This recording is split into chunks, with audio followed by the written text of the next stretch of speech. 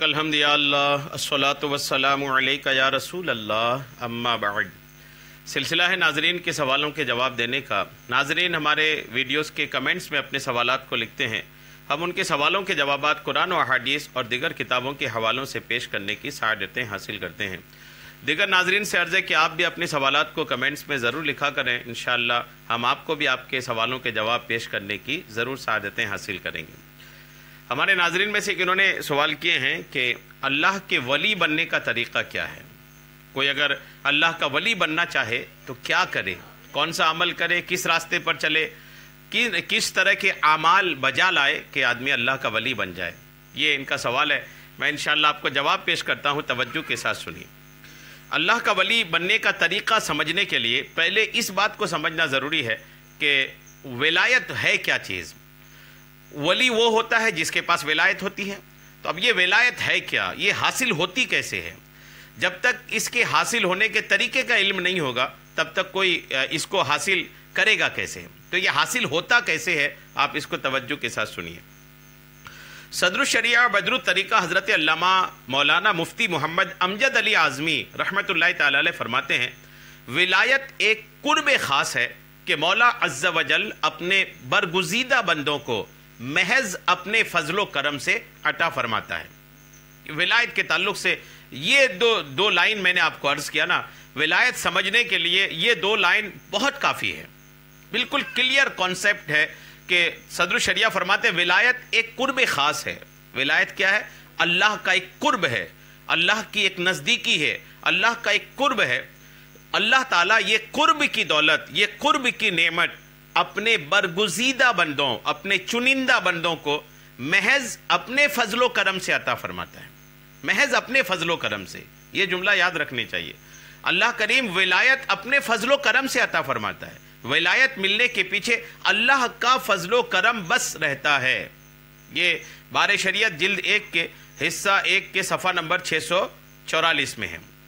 اور سنیے، حضرت سیدنا امام فخر الدین ابو عبداللہ محمد بن عمر رازی رحمۃ اللہ تعالی علیہ ولایت کی تعریف کرتے ہوئے، ولایت کو بتاتے ہوئے کہتے ہیں کہ کسی عارف باللہ کے حوالے سے ارشاد فرماتے ہیں، ولایت قرب خاص کا نام ہے، پس اللہ عز و جل کا ولی وہ ہے جو اس قرب کی انتہا کو پا لیتا ہے۔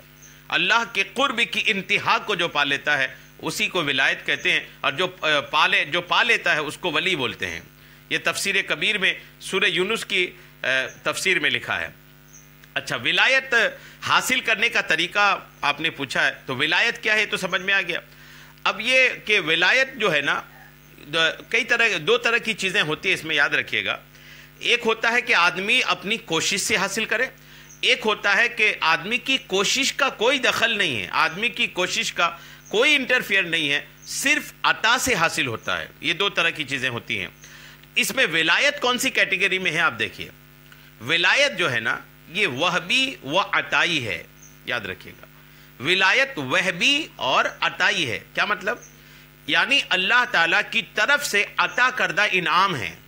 ولایت اللہ کی طرف سے ملنے والا انعام ہے، کسبی نہیں ہے۔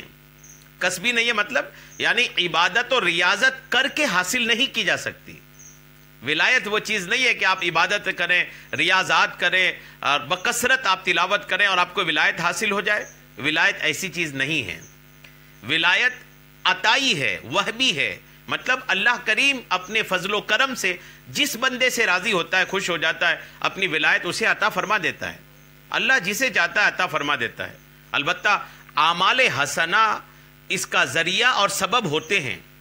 اس کا مطلب یہ نہیں کہ اعمال حسنہ کا اس میں کوئی دخل نہیں ہے، نیکیوں کا کوئی کردار نہیں ہے، ایسا نہیں ہے۔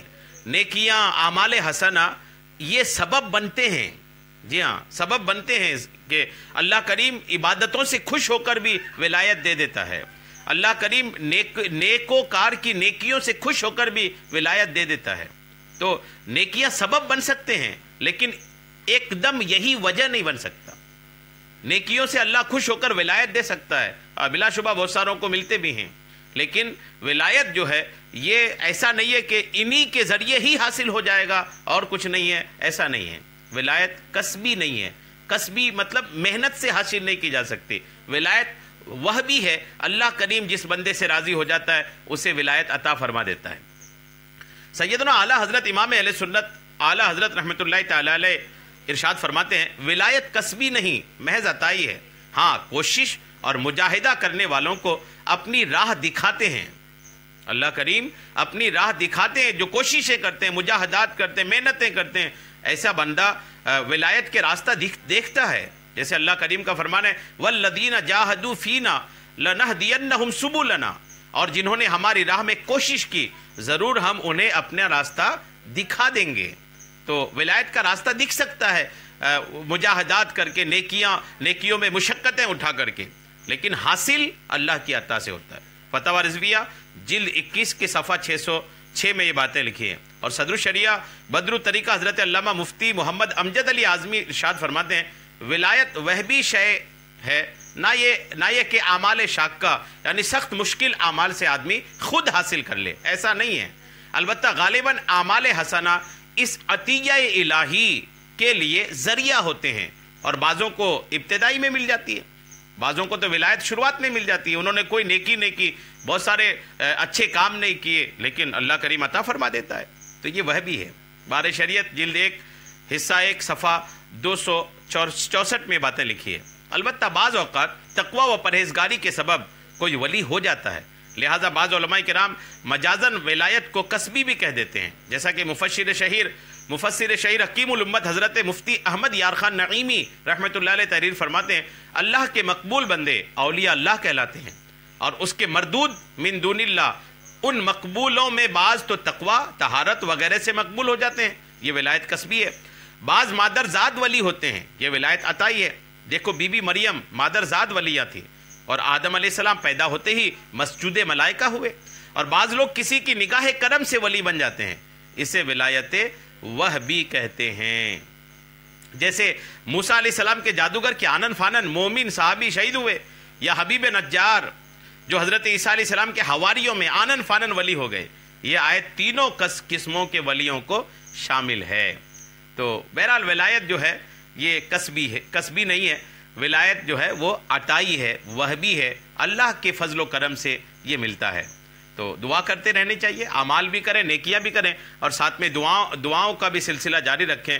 انشاءاللہ دعائیں جو ہے یہ الحمدللہ ولایت کے حصول کا ذریعہ بن سکتے ہیں۔ اعمال حسنہ بھی کرتے رہیں، اس سے بھی ان نیکیوں کے ذریعے سے بھی ولایت حاصل ہونے کا ذریعہ بن سکتی ہیں۔ اللہ کریم ہم سب کو اپنی ولایت عطا فرمائے، آمین بجاہ النبی الامین صلی اللہ تعالی علیہ وسلم۔